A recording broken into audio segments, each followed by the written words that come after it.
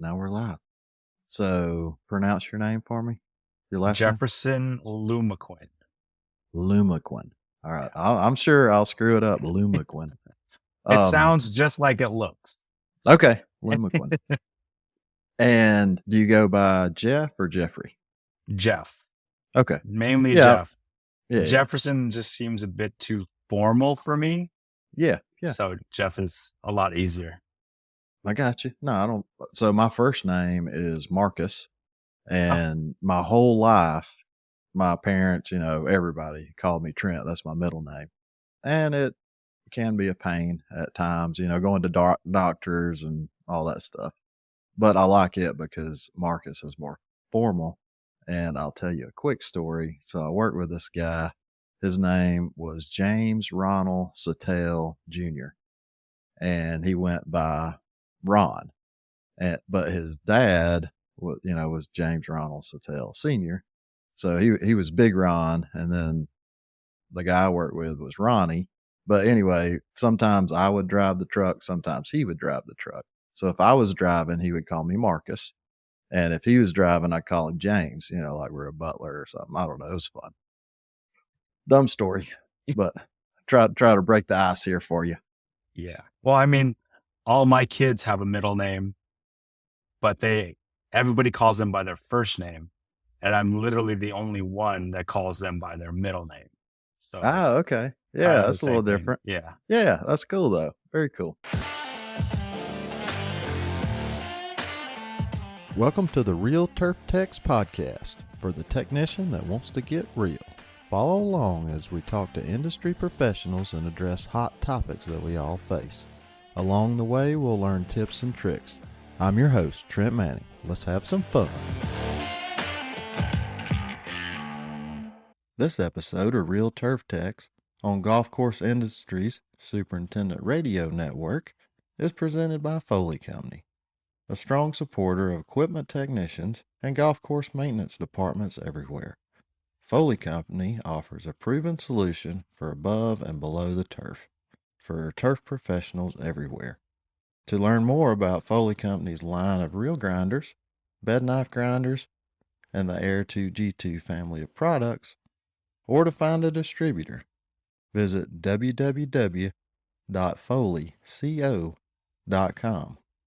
Ready for play. Welcome to the Real Turf Techs podcast, episode 111. Today we're talking to Jeff Lumaquin, equipment manager at California Golf Club of San Francisco in San Francisco, California, also known as Cal Club. Cal Club is a private 18-hole course on 200 acres in the Bay Area of San Francisco. Jeff has one seasonal assistant helping him in the shop. He has mostly Toro equipment. Let's talk to Jeff. Welcome, Jeff, to the Real Turf Techs podcast. Thank you for coming on. Thank you for having me. Yes, sir. I'm really looking forward to that. Tell us how you got into the turf industry. It's pretty cut and dry. The short story is a Craigslist ad. Way. Yes. This must have been a few years ago because it's been a while. I feel like Craigslist is not as popular as it was 10, 15 years ago. No, this was, I've been at Cal Club for 10 years now, a little over 10 years. But the long story is I had recently got out of the military. I was in the Air Force for 12 years. Thank you for your service. Say that right away. We love our veterans here. It's awesome, man. Thank you for the support. So I got out after 12 years. I worked on F-16s, C-17s, C-5s, and KC-10s. And I came back home, didn't know what to do, ended up going back to school, and I got my ASC certifications, A1 through A8. And as I was getting close to graduating, I had decided that I did not want to work in an auto shop. Mm-hmm. All my buddies were mechanics, and day after day, I would literally hear the horror stories with customers and service advisors and that. And so I jumped onto Craigslist and looked for a job that kind of could utilize my newly found skills, and found the ad for a golf course mechanic. They didn't say the Okay. name of the course. Like most courses, a lot don't put their name out there, especially on Craigslist. But it ended up being California Golf Club, which is literally 5 minutes away from where I live, right Oh, that's down, awesome. right down the hill from the community college I was going to. No way. Yeah. That's Yeah. So awesome. super close. Didn't even know this place was here. All right. I grew up in the Bay Area all my life. And the only time I've been away was when I was stationed in Utah while in the military. Okay. And so I come down this thoroughfare that goes through South San Francisco, and basically saw this place every single day and not knew what it was. Mm-hmm. So I come in for my interview, and it's not even an interview. It's literally, this is what you'll be doing. These will be your hours, and we'll go from there. So Oh, okay. just off my resume alone got me the job. That's awesome. So Yeah. cool. Yeah. Yeah. So, Yeah. when you say, hey, I used to work on, $40 million jets, Mm-hmm. a golf cart isn't that much more difficult. So, No, we say it every day. This isn't rocket science. yeah, And it's exactly. definitely not running on jet fuel. So Yep. no, that's so cool. Can you talk a little bit about that experience working on jets? So I started off as an F-16 mechanic, and I was a crew chief. So I was in charge of the entire plane and its subsystems. So basically, day to day, we would go over our forms, make sure the jets were ready to fly. Mm-hmm. And as they came back in, we would do our inspections. Anything that we saw, we would call the appropriate, I guess you could say, department, depending on if it's a weapon system issue, electrical and environmental, avionics. So I was basically the main guy who had to delegate all the smaller jobs. Oh, okay. And then so you had other guys under you or whatever that focused on area Yeah, specific stuff, or is this outside contractors?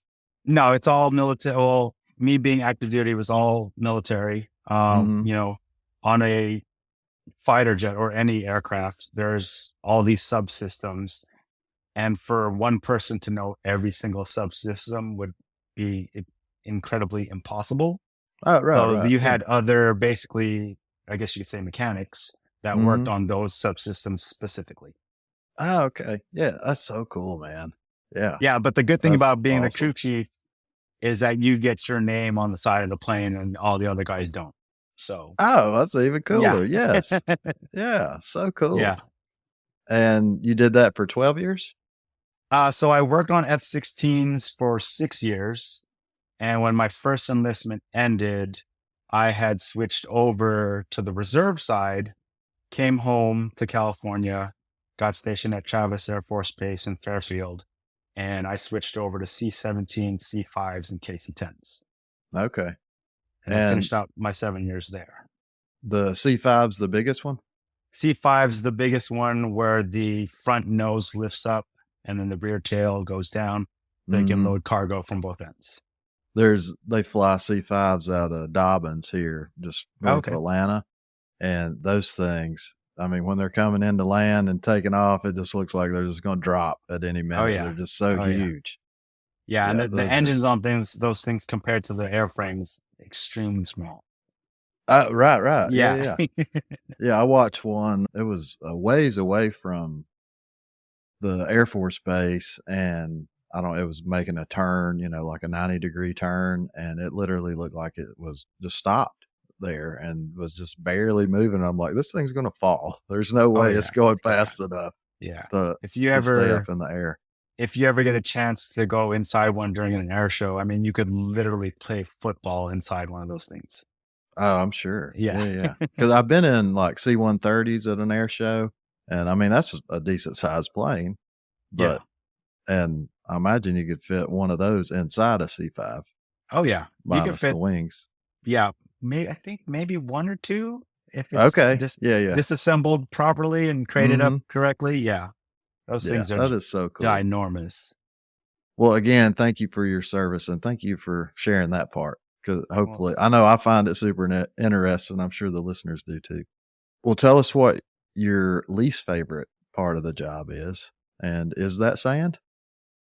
It's actually not sand. Fortunately for me, we actually don't top dress as often as other courses do. If we top dress at all in the season, we definitely top dress for airification. Mhm. And that's mainly the only reason why sand goes out here. Okay, So awesome. I'm fortunate enough to not have to deal with that. But my least favorite part of the job would probably be the numerous height of cut changes we go through in a week. Oh, okay. Yeah, Yeah. that's as busy as I am to be stopped to drop 10, 15 thousandths on multiple cutting units Mhm. and then have to do it again in an hour or two, depending on what they're using it on, is can be quite frustrating if you're trying to Oh, get yeah, something I'm else done. I'm sure. So, why the frequent height the cut changes? Any Well, idea? recently we had a major upgrade to our irrigation system. Mhm. So we replaced, I want to say upwards of 600 sprinkler heads. Mhm. And a lot of the areas that had to get patched up just needed to be cut down so that it could root properly. Okay. So Alright. yeah, I we've just gotcha. been doing a ton of high changes every other Mhm. day just to get it caught Wow. up with the rest of the fairways. Yeah, yeah. Are you close to getting it dialed in? We are now, but with the now that we're in winter season and everything's slowing down, we're actually going to be raising them up next week. Okay. So What yes. what kinda grass do you have on the greens? So we have bent A1, A4 on the greens Okay. and fine fescue on the fairways. And we have a ryegrass tee for our driving range. Okay. Yeah, I'm in the South down here, and it's Bermuda everywhere, but I've dealt with bent grass greens and that kinda stuff. I was just kinda curious because yeah, we top dress every week, whether we need to or not. It's every week. We're putting Yeah, we sand up. were we were that way the first couple years I started working here, but I want to say the past 2 or 3 years we've actually cut down on a lot of it, Okay. which is great for me. I mean, Mhm. less grinding, less wear and tear on the reels. But now we're just pretty much getting dialed in and kind of just keep it consistent. So Okay. Sweet. Well, yeah, and I've kinda got off track. I got, shiny objects, F-16s, thinking yeah, about that, but so how long have you been there? I've been here for a little over 10 years. Okay, awesome. My 10-year mark was back in April of this year. Alright, congratulations on 10 years. That's a good deal. Thank you. So and this is the only golf course you've ever worked at? This is the only golf course I've ever been at. Yes. Okay, yeah, well Well, yes and no. I did some side work for another golf course while they were looking for a new mechanic. yeah, So, yeah, yeah. yeah, Well, that's cool. That's awesome. Well, tell us what your favorite tool is. that's probably one of the hardest questions to ask a tool junkie because Okay, all his alright. tools would Yeah, be yeah, his yeah. favorite tool. As of right now, with the current project that I'm on, my mag drill and my powered rib nut insert tool is my favorite right now. Wow. Um, I'm Well, and currently, nope, go ahead. just saying that, I'm like, I've never seen a mag drill at a golf course, and I've seen a lot of shops and never seen a mag drill. And it's on my wish list, but there's not that many times, that you need it. Yeah, So I hadn't got one. Yeah, and the is it a pneumatic nutsert or you put it on the end of a drill or impact driver and you basically just run it down and it just pulls it up. oh, okay, I Yeah. gotcha. Yeah, So I'm that's cool. currently, basically I've got our 500-gallon hydro seeder completely torn apart. We've cut out all the rust spots, side panels, and I'm debating if I want to cut into the floor of the front compartment to replace that sheet metal. But it's basically the mag drill has made every single hole that I need to drill in with ease. Mhm. Oh I yeah, think yeah. I've gone through at least 150 rivnuts, inserts, Oh wow, yeah, yeah. and I'm probably on my fourth carbide tipped blade for my metal cutting circular saw. Okay, wow, So yeah, yeah. it's a big project to take on. That is a really big project. Do y'all ever think about farming stuff like that out? Normally for a project this size, it was just more cost effective for us to do it in house, especially Mm-hmm. because I know how to use our MIG and TIG welder. We have a plasma cutter. So I don't mind it. I actually like doing fabrication more than wrenching and diagnosing. Oh yeah, yeah, yep. I can I'm not a relate.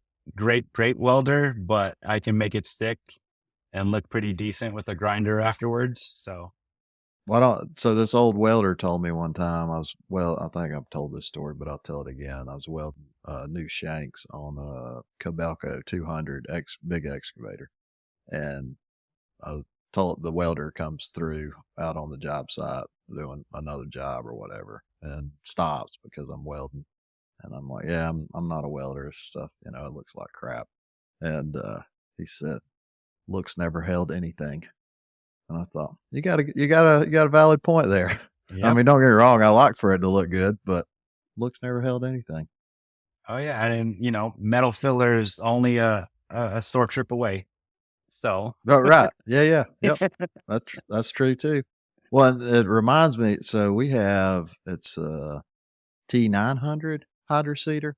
It's a 1988 model, and very similar. It started rusting out, but what rusted out on mine was the pipes that come out of the back that go okay. to the centrifugal pump. So I ended up having to cut all that out and re-weld it, put the new Victrolic couplings in, and that was a super fun project. And I used to have a question on here: what have you fabricated lately? Because I do think a lot of technicians in the golf industry, we really enjoy the fabrication. If you set up one cutting unit, you've set them all up. If you ground one cutting unit, you've ground them all. Not much variety there, but you get into a good fab project like that, it's a lot of fun. Oh yeah, yeah, So, did definitely. you get the mag drill just for this project? Yes. Well, Yeah. it's always been on my wish list, and I always try to add another shop tool with every project that I'm assigned or decide to take on. Oh yeah. Yep. So, that's it's kind of the only ways I can kind of add on to what we have here at the shop is if I budget it into a project and just Hmm. let the super know, like, hey, I've called a couple places. This is what they're quoting to do. But, I've made some phone calls and I priced it out that if we do it in house, it'll be a lot cheaper. Plus, it gets me a couple shop tools. Yeah. No, that's cool. I love it. I love that strategy.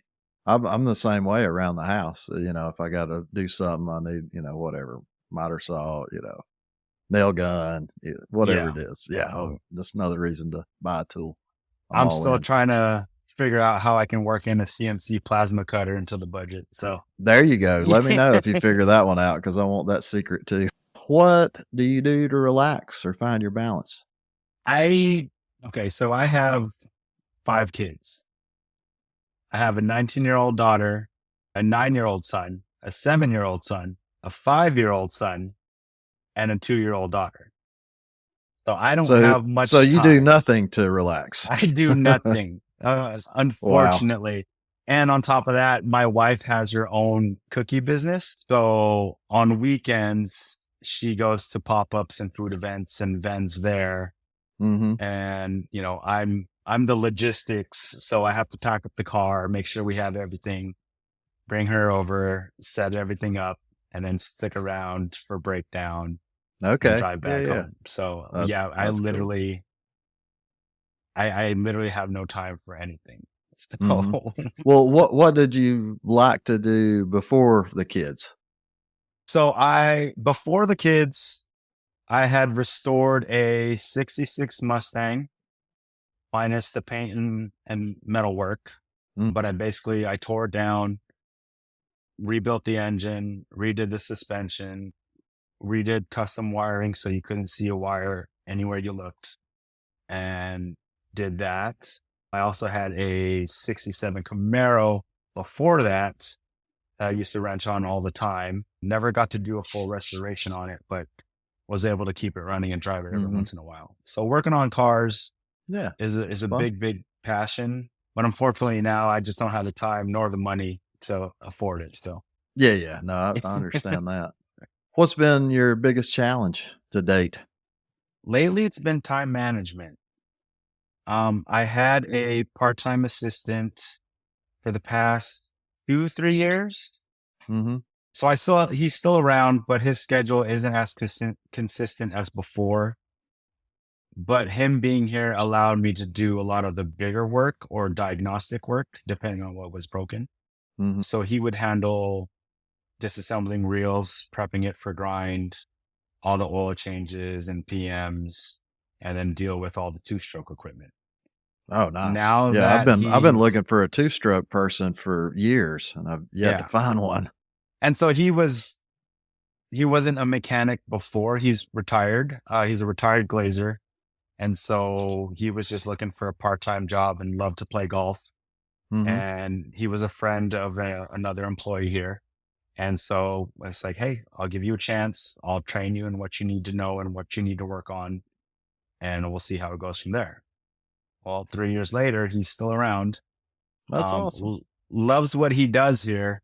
But unfortunately, he recently had moved out of state. So he still has some stuff to take care of here. So whenever he's in town, he's here in the shop. Okay, cool. But just managing my time now that I don't have him on a daily basis Mm-hmm. has been a bit of a struggle, especially with the big hydroseeder project I have going on right now. Yeah, I can definitely understand that. And I think a lot of the guys, in the industry that's listening to the podcast and the gals, we just get pulled in so many different directions all the time. I mean, we're trying to do this and somebody breaks that, or they're having an issue with this. And yeah, you're just running back and forth like a chicken with your head cut off half the Oh time. yeah, So, that's a daily basis. yeah, I that's always right. I always try to go into work with a plan, and the minute the morning meeting is over, that plan is just straight out the door. So Mm-hmm. One question I forgot to ask, since your background being, mechanic and that kind of thing, and you show up at the golf course to be a mechanic, assuming you'd never even seen a reel when you got there. nope, never. Yeah. I mean, I knew of, the normal residential rotary push mowers. Mm-hmm. And I was like, great. It's like, that's what I'm going to be working on.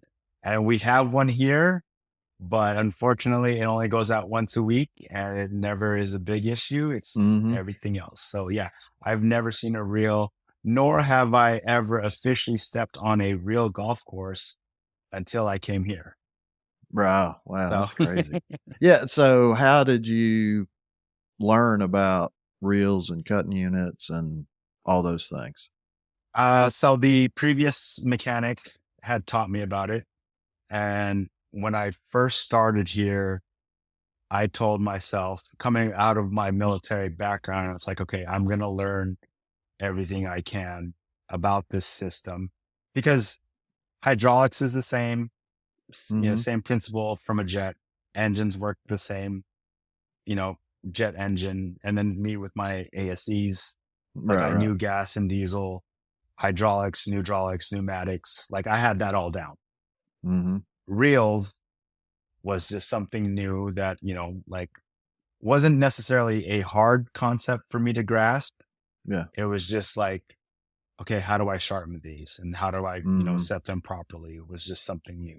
At that time, I had purchased the big book from the IGCMA, which Okay. I Yep. still have to this day.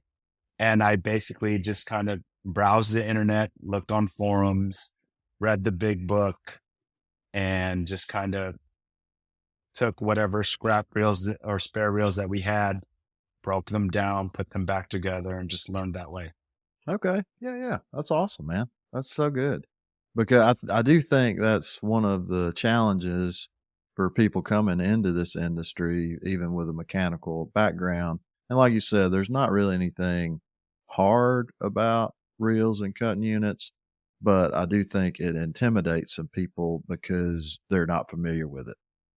Oh yeah. You know, And just living in the like Bay Area, living in good. the Bay Area, there's no schools that, other than the community college nearby that does automotive, there's nothing like you have, in the Midwest or on the East Coast that deal with golf or turf equipment. So What's the strangest thing you've seen at the golf course? I don't have any major crazy stories of people driving into lakes and whatnot. We don't have any water hazards at all on our course Well, anymore. that's the only Um, reason you've never seen anybody drive into a yeah, lake, exactly. probably. So they got rid of those at the big renovation in 2007 before I got here in 2013. Nothing too crazy. I mean, we've had a top dresser on its side. We've had our chipper almost fall down a 100-foot hill. Nobody's ever been hurt, but I have seen a few decapitated cat heads around the course, Oh, okay. which is Yeah, what's that about? surprising. So we're pretty much lined with all residential homes, and there's a few random cats that kind of go in and out the fence line. But we have a pack of coyotes that I want to say live on the course. I haven't seen them lately, but we do know that they have a den beside our driving range. And so the only thing I could figure out is that they got hungry one night or a couple nights and they basically found these wildcats. What Okay. tournament did y'all have just recently? Uh, Major or big Yeah, tournament for yeah, us. yeah. We had the Californian, which is our, I believe it's a member guest. Yes. That's our biggest member guest tournament that we have yearly. A few Well, no, smaller I ones. thought didn't y'all host like a major or something last year? No, we are a completely private nonprofit here at the California Golf Club. Well, I know, but I was thinking y'all didn't have like a PGA event. No, we're not allowed to. No, okay. I Yeah, don't not us. club, but maybe no. It was in Los Angeles, I think.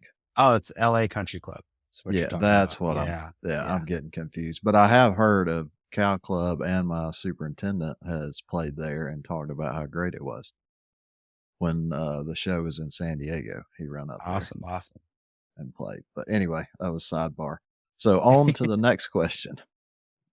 Do you have a mentor in the industry? I want to say Nelson Wood, who was the previous mechanic before me. Where did he Um, go? he stayed and retired here. After his retirement, he stuck around and bartended for a few years.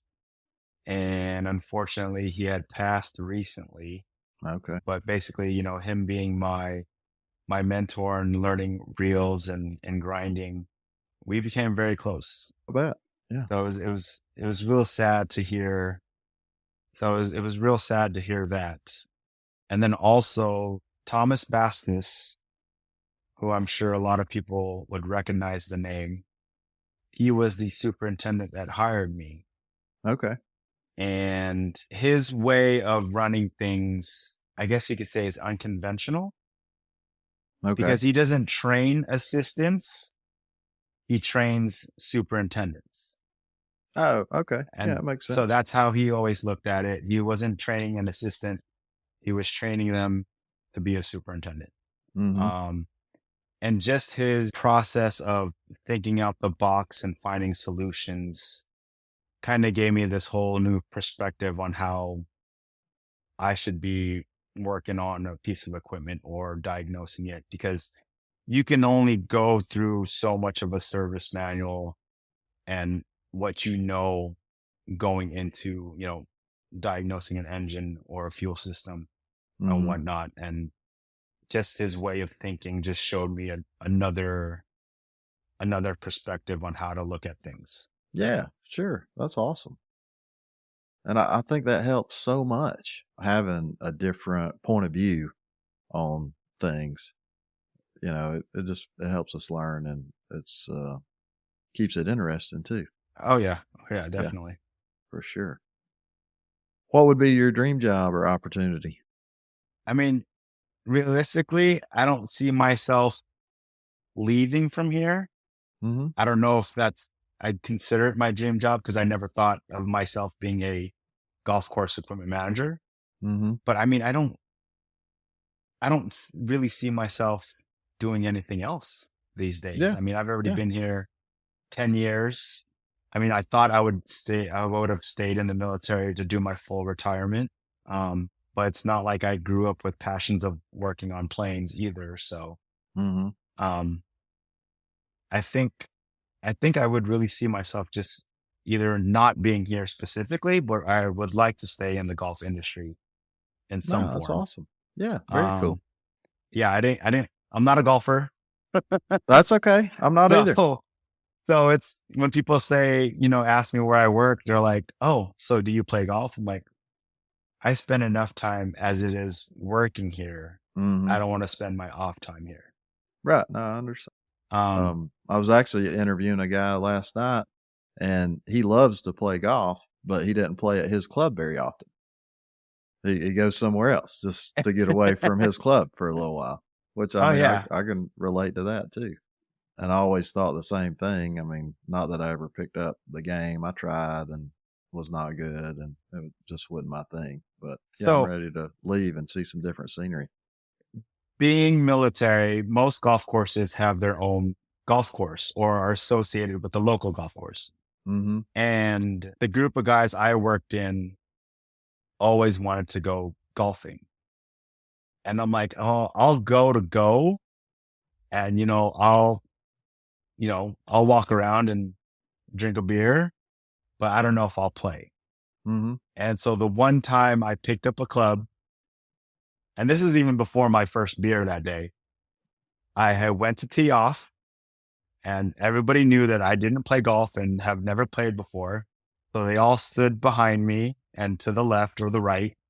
Mhm. And for some reason, I went to go hit the ball and it shot back and to the left and took a guy's knee out.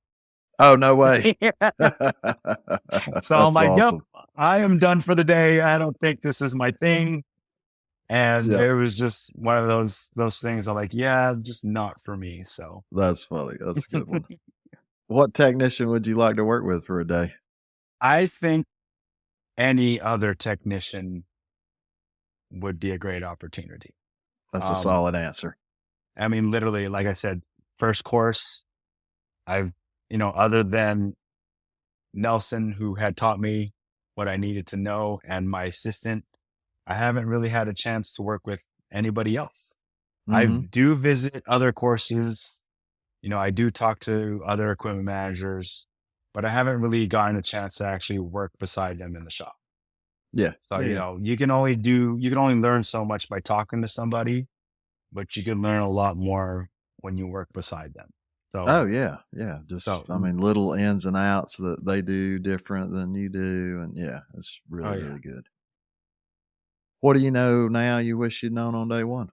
If I had known that it would have been as hectic as it is, I think I would have came in with a stronger way of thinking of being more organized and more time managed. Yeah. I mean, like you said, our day to days are never the same. Right. And when you have a crew of 20 to 25 guys literally in and out of the shop and they're in a rush to get something done before play gets too heavy, it could be overwhelming sometimes, Oh, yeah, for sure. you know? And luckily for us, we have backups to our backups. Mhm. But at some point That's in good. time, all those backups are going to be broke and now you got to play catch up. And Mhm. it's just the worst when that happens during tournament season. Yeah. Oh, yeah, yeah, yeah, for sure. Yeah, crazy. How do you deal with that person? You got that person on your crew? I think everybody has that person on the crew, but I think I have more than just one person. And the crazy thing is that obviously nobody ever confesses to breaking something. So I can't put the blame on anybody because, if I didn't see it happen, I don't know who did it. Right. And Mhm. I just try my best to give my crew every means possible to let me know or let somebody or one of the assistants know that something's broke. Right. So Yeah, yeah. I have physical red tags that they can put on the steering wheel. Mhm. I have the equipment side of Task Tracker where they can literally leave a note on the equipment and they can literally just leave it by my door.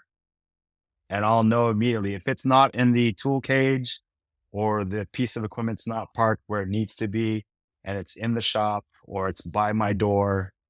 And hey, thank you for at least taking it out of service and not just leaving it there for somebody to find the next day when they need it and find out that it's broke. Yeah, yeah, and that's So, kinda I mean, that's the least they can do because it is yeah. so frustrating. I was walking through our parking lot the other day, and we got removable fenders for equipment trailer because I got the two properties and we move equipment back and forth, airification and stuff like that. Anyway, we took the fenders off of the trailer. They're removable, easy to come off, to put the tractor on it. And we had them sitting next to a curb. And I walked through the parking lot and somebody's drove over one of them and not said a thing. And I mean, this trailer's 2 years old. It's diamond plate, aluminum fenders, and they look all nice. And this whole corner of it is crumpled over. So I get on the video camera and find out who it was and confront him about it. I said, I saw you drive through here. I know it was kind of tight. Did you not notice that you run over that? Oh, I thought I run over a rock. And I don't think he was, did it intentionally, like, oh, I'm going to run over this, damage it. I don't think guys show up to do that on a daily basis. But, just have a little bit of awareness about your surroundings and what's going on. Oh And I'm yeah. sure you No. got plenty of that in the military, Oh yeah. awareness and surroundings. Definitely. And now that we're in a new maintenance facility, every square inch of each garage, the parking lot leading in and out of each end, I mean, literally, this entire facility is covered in cameras. So even if nobody fesses up or leaves it by my door or what, I can literally just scroll back on the camera and see who it is. Hmm. And I used to be a big hothead with the crew.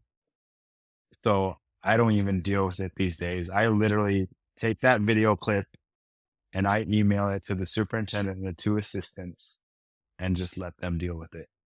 So it's like knowing my demeanor, like I would probably just blow up on the guy. But Oh, okay. Yeah, yeah. I don't want to, I don't want to create that tension in the crew because that's how I used to be before. And I've had Hmm. talks with the superintendent about it. And I've learned to adjust appropriately for it now. So now I just don't like, hey, I'm going to send you this video clip. You can deal with it. No, I Because, thank you it for just, saying that because I think a lot of us struggle with that.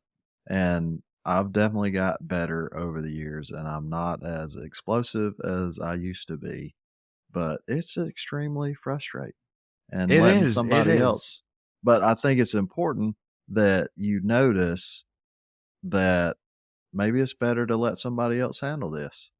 Yeah. Like I said, I don't want to create that tension where now I have to see you every day and just be like, I'm going to red tag your vehicle just because you made me mad. Like, kind of deal. So it's like, I don't, I don't want it to be where the guys can't literally say anything to me and then just hide equipment that's broke.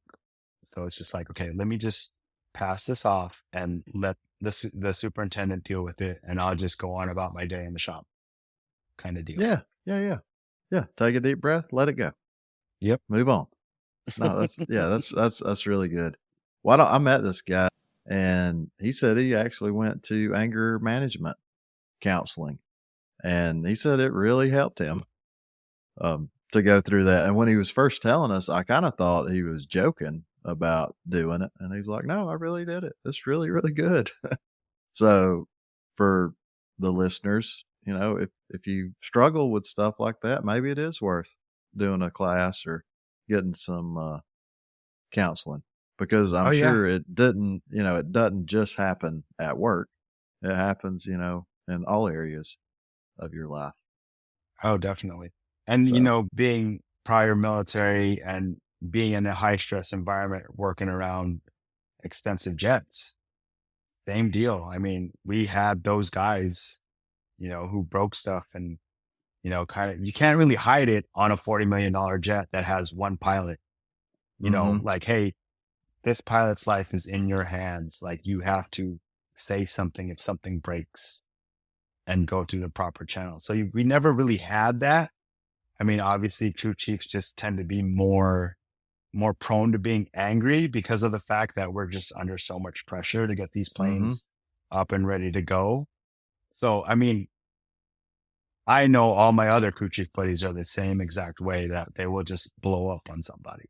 yeah, But at the end of the day, it's like, hey, don't bring it back into work, because we're not here to be mad at people. We're literally here to make sure these planes are safe enough for the pilot to fly hmm and do its thing. So, right, yeah, exactly.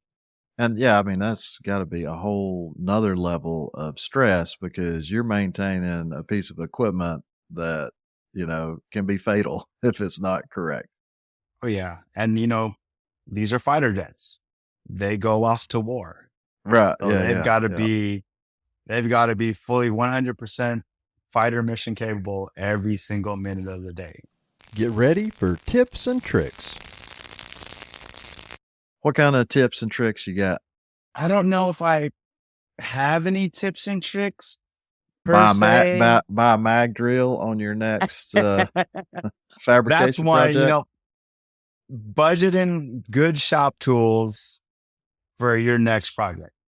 hmm Now, I mean, most of the tips and tricks I use in the shop, I've pretty much either pulled off of Twitter, from other equipment managers, off of Golf Techs, off of TurfNet. I don't know if I have one for the shop, but one tip that I do know that I think a lot of people kind of skip out on is use the resources you have available to you. So, Yeah. some manufacturers literally put out every single service manual out there for free, hmm and others, charge a pretty penny for a PDF file. Oh, But, right. Yeah. Yeah. but in those service manuals, not only does it give you the procedures to do the task, but it also shows you how that system works. hmm Theory of operation can literally dictate your entire diagnostic and repair workflow. Yeah. Oh, So yeah. if For you've sure. got multiple machines, under this one service manual, then you're obviously going to be working on it a lot. And knowing how to read that theory of operation and interpreting it into a efficient workflow is going to save you a lot of time in the long run. Oh, yeah. For sure. I mean, I think that's a great point. Use the resources you got at hand, and picking that cell phone up and calling your buddy down the road. That's a resource too. Yep. And Seth Shelton at Oakland Hills, I think he said it really good. He said he spends 5 minutes trying to diagnose a problem. And if it's longer than that, he's picking the phone up and calling somebody, because he's just wasting time. And that's a good way to look at it. I don't know. I need to work on my ego some too, I guess, because I'll sit there for hours just, beating my head against the wall, trying Oh, to yeah. figure out, whatever it is, electrical, hydraulic, any kind of problem, just because I really like to fix stuff. Yeah. And not that I'm too good to call somebody else, or, I definitely don't think I'm better than anybody else. I know there's a lot more smarter people than me out there, but I like to figure stuff out on my own. So I Yeah. definitely struggle with it.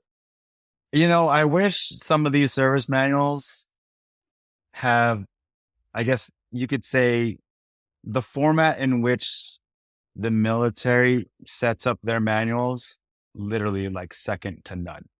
It Oh, I'm gives sure. you Yeah. step by step on what you need to do.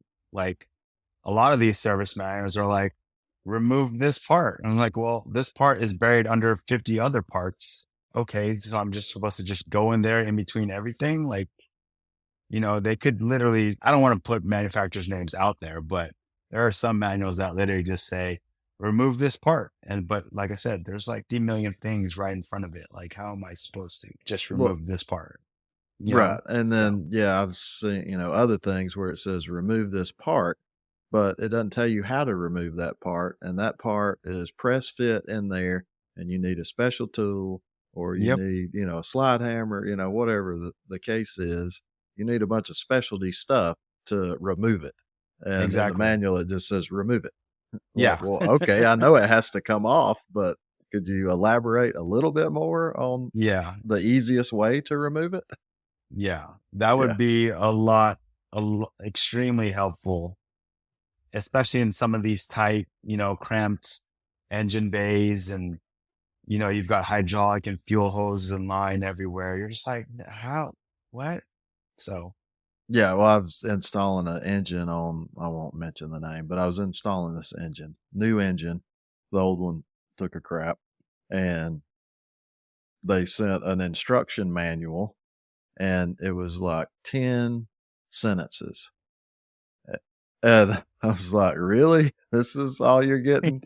I was like, I could have figured all this out on my own, unbolt the old engine. Okay. Yeah. I understand that. But yeah, yeah, pretty crazy. yeah.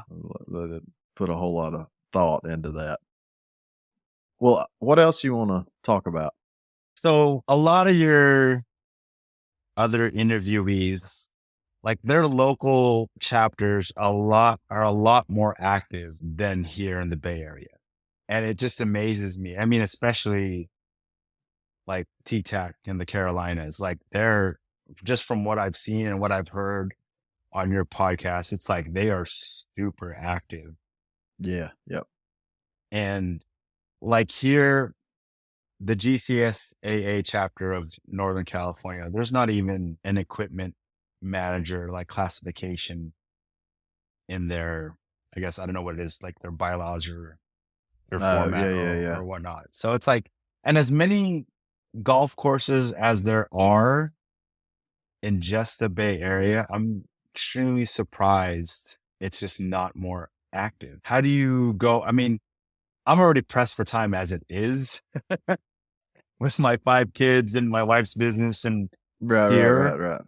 I mean, like, how does one go about getting something set up for equipment managers in their area? Yeah. I think you got to go out on a limb and do it. And it'll start off small, and then it'll start growing. And I mean, it's a huge challenge because, like you said, you're already strapped for time with work and life. And how do you devote the extra time? Yeah. And I mean, the only thing I can say that definitely helps is more the merrier. So if you can talk to the guy down the road, and then he's got a friend down the road from him, and there's 3 or 4 or 5 of you doing the work, that's a whole lot easier. But normally, I mean, just what I've seen from, they got a good thing in Nebraska going now. Wisconsin's got some stuff going. I mean, T-TAC's been around for 20 years. They just celebrated their 20-year anniversary. But a lot of these, smaller groups, it's usually one person that kind of gets the ball rolling. And your local GCSA chapter should be able to help get the ball rolling. And if they don't, that's kind of on them too. Because, Yeah. I mean, like the old saying, you can lead the horse to water, you can't make him drink. I mean, you can only do so much from when you're working a full time job and you got family responsibilities and all that stuff.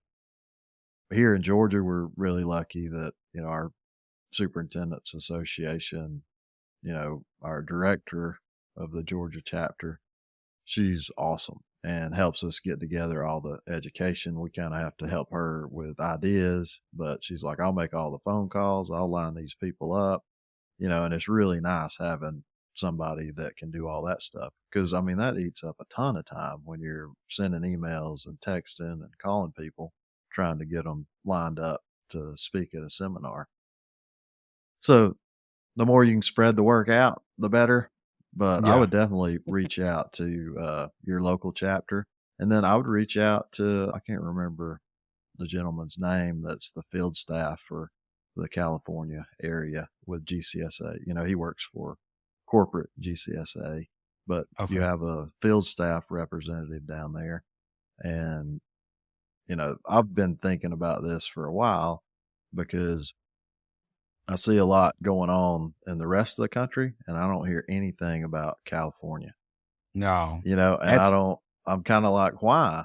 And then Roland McPherson, I've had him on the podcast and I apologize because I can't remember what club he's at now. he's at Almaden, I believe. Almaden. Yeah. Is it Almaden? I know he's down the San Jose area. He's probably like 45 minutes away from me. Okay. I know Roland, and when he moved to California, I helped him move into his new place. So, I mean, Oh, yeah. awesome. Yeah, yeah, yeah. Yeah. Yeah. Well, very Yeah. cool. But I had a conversation with him and he was telling me the same thing. He's like, man, there's nothing out here. It's, Technicians.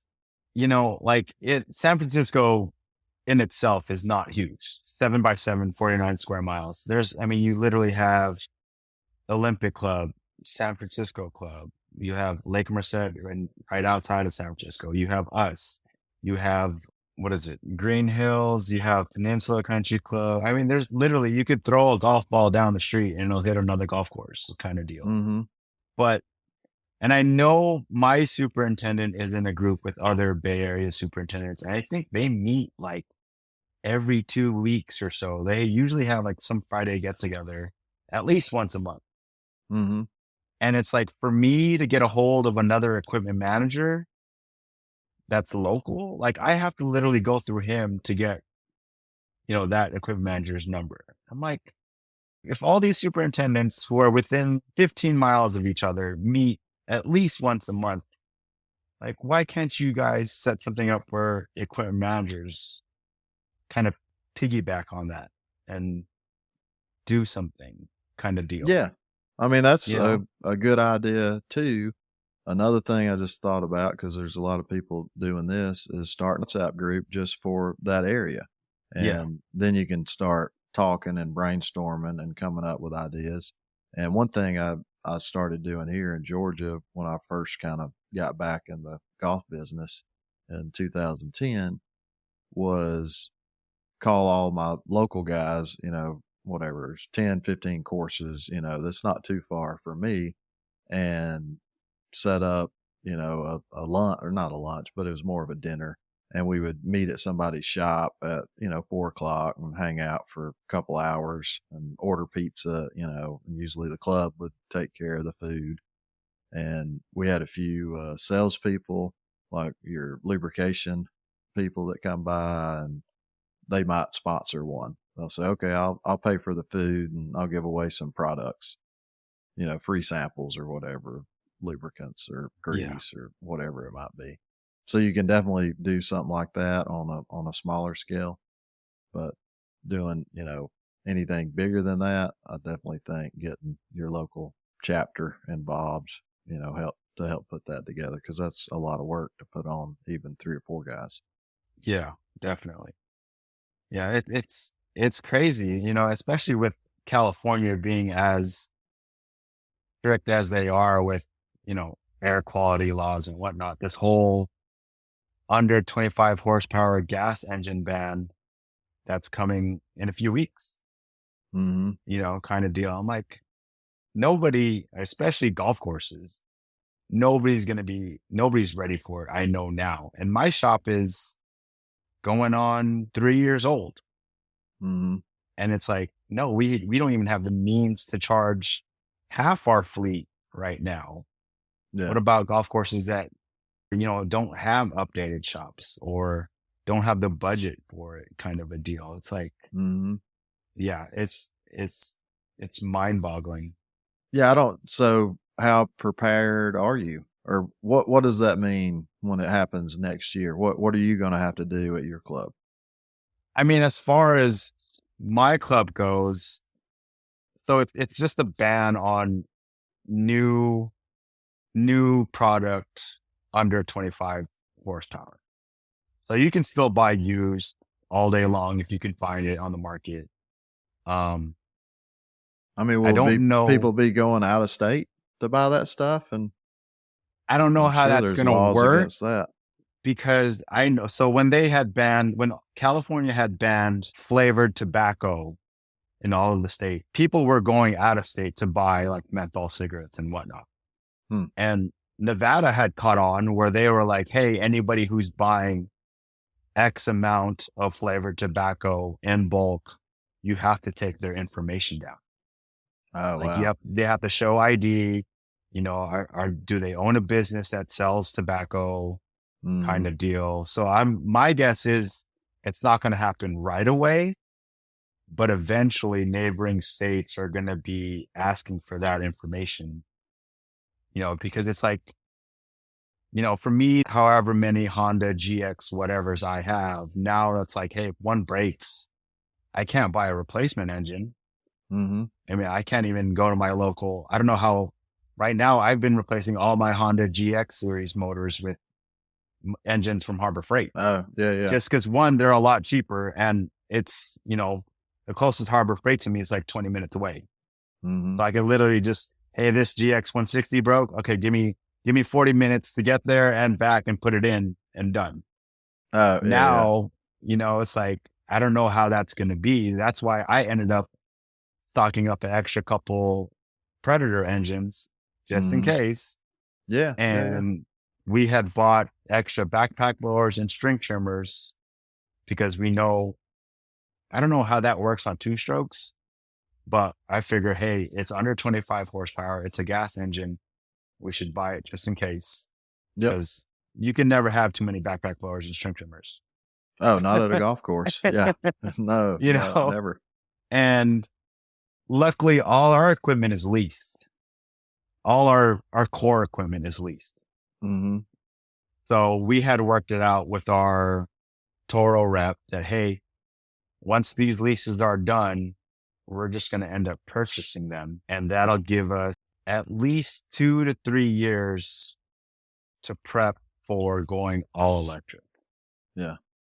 So, because we haven't even priced out how much it's going to be able to run all that extra power. And PG&E, who's our local electric company, is 2 years out from transformer upgrades and replacements for anybody. Wow. So I So mean, you it's got to like, get on their list now.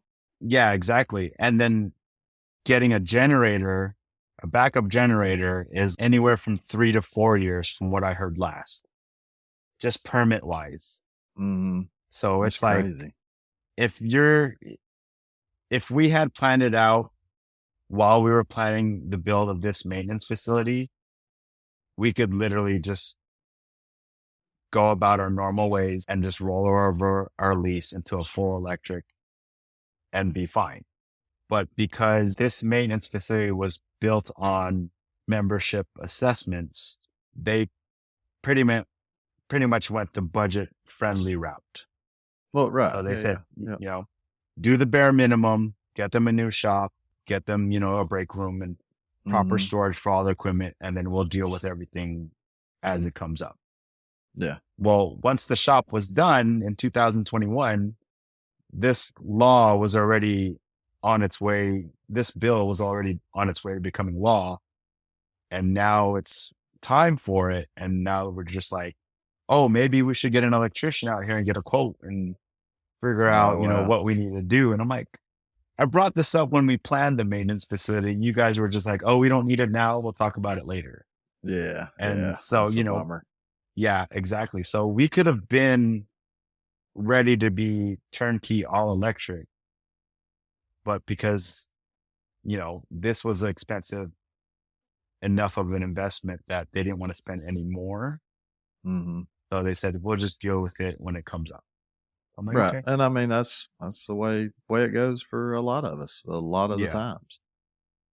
And unfortunately, the maintenance crew usually kind of gets the short end of the stick. I mean, that's the last place members want to spend money, and I get it. But unfortunately, for them, we got to maintain a golf course, and without us, you don't Yeah. have a golf course. So Exactly. if there's Exactly. It took, any golfers listening, please hear that we need yeah, help too. we went through multiple, I don't know what the word is, but we went through multiple phases of trying to get a maintenance facility built. I mean, if you know the Cow Club and you've been here before the maintenance facility, then you were pretty much accustomed to seeing the circus tents all over the parking lot. Yeah. And that's what we had. We had 5 or 6 tents and we had a double wide trailer as the break room Wow. that was Okay. just in the parking lot. And it was like the old maintenance facility was the first building torn down at the renovation. And it was literally the last building put up in 2021. And the renovation was Wow. back in 2007. Oh Oh, man, that's a yeah. long time coming Oh, then. yeah. Yeah. Yeah, So, and then to give you the bare minimum of a shop or, a yeah. maintenance facility. Yeah. I mean, Wow. don't get me wrong. It's a great maintenance facility. It could have been tad larger, but living in California, construction costs aren't cheap. Mhm. So, I'm grateful for what we have now. I mean, compared to what I had before, like I said, I had a 30 by 60 that had 2 naturally made sunroofs in it. Wow. So in the wintertime, when it rained, I made sure to not keep equipment under that area or areas so my stuff wouldn't get wet. Oh, Wow, that's crazy. Yeah, I couldn't yeah. imagine. So how long did you work out of a tent? 2010 to 2021. No, 2013 to 2021. So 8 years, Wow. Yeah, seven and a half, 8 years. you Yeah. must really, really like the golf course to work in a tent for that long. Well, being military and being overseas and in deployed areas, I was used to it. Mhm. Let's just say that. I mean, Yeah, now if it yeah, was yeah. anybody else who just had come from, like, say, an auto shop or, wherever else or another golf course, they would have been like, nope, not for me. Right, right, But right. me, Yeah, I yeah. didn't mind. I mean, I was used to those type of conditions. You ready to do some rapid fire? Yeah, let's do it. All right. What's your favorite movie? It's a shoot between Face Off and The Rock. Oh, okay. Yeah. I love The Rock. Now, Face Off was that, what's the guy's name? John Travolta and Yeah, Nicolas yeah. Cage. Yeah. Yeah, yeah. Okay. Yeah. No, that was a solid movie. Yeah. Awesome. Yeah. What would be your last meal? I'm a sucker for steak, but if it had to be my last meal, I just recently found out about a 2 foot long, over 2 pound lobster roll in a little town outside of Orlando, Florida. Oh, okay. Well, dang. Next time show's in Orlando, Yep. you're going to have to give me the name of that place for sure. Yeah, I'll go check it definitely. out. I was watching a random YouTube video and this guy who does like food challenges was like lobster roll over 2 feet long and over 2 pounds of lobster meat. I'm like, there's no way. So Yeah, that's yeah. cool. Very cool. Well, what are you most proud of besides your 5 kids? I'm most proud of, as much as the pain as they are, of the crew here at the Cow Club. Oh, that's awesome. Yeah, very It's cool. to come here and not know a single thing about golf and its equipment, and to watch our crew stay dedicated and be focused enough to see our club hit so many lists and continuously climb up that list every year Mhm. is something to be extremely proud of. Oh, for sure. Especially, and we always say that we don't chase rank here, and we don't, because when people come out to say, hey, we want to rate your course. It's like, well, do you know a member? Because you have to come out here as a guest, and Mm-hmm. we just won't let you come on and play because, all the politics that's involved with that. To see us just literally jump the list every single year on multiple lists is something that I never thought I could be a part of, Mm-hmm. especially No. not being one into golf. But the fact that literally every year we just get better and better is awesome. Oh yeah, yeah. No, that's so cool. Yeah. Yeah. And I mean that definitely has to mean something to you being Oh at a yeah. club like that is prestigious and everybody knows Cow Club. Yeah. And You know, I mean it's funny because everybody says like we're the hidden gem of the Bay Area. Like, mm-hmm. you know of the other names in the area. And it's like the minute you drop that name, it's like, oh, you remember there? And then you bring up, oh, I work for Cow Club. And there's like, oh yeah, I definitely want to play there. But it's like, it's so hard to get in, or like you got to know somebody kind of a deal. And it's like, that's super awesome to hear, when people say, oh yeah, Oh yeah, yeah. yeah, Oh yeah. yeah. Yep. No, that's cool. Very, very cool. Well, thank you so much for being on, Jeff. I've thoroughly enjoyed this. This is it's been a real good one. And every time I say that, most of the time the guest says, "Oh, you probably say that to every guest," and I do say it a lot. But seriously, it's been a lot of fun. Tell the listeners how they can get a hold of you. I am on Twitter. My Twitter handle is, I believe it's Cal Club EM. I haven't posted in a while, but you can get me there, or you can email me at jeff@calclub.org. Awesome, very good. Well, thanks again, and I appreciate you being on. Thank you. I appreciate you for inviting me. Thank you so much for listening to the Real Turf Techs podcast. I hope you learned something today. Don't forget to subscribe. If you have any topics you would like to discuss or you'd like to be a guest, find us on Twitter at Real Turf Techs. See you bye.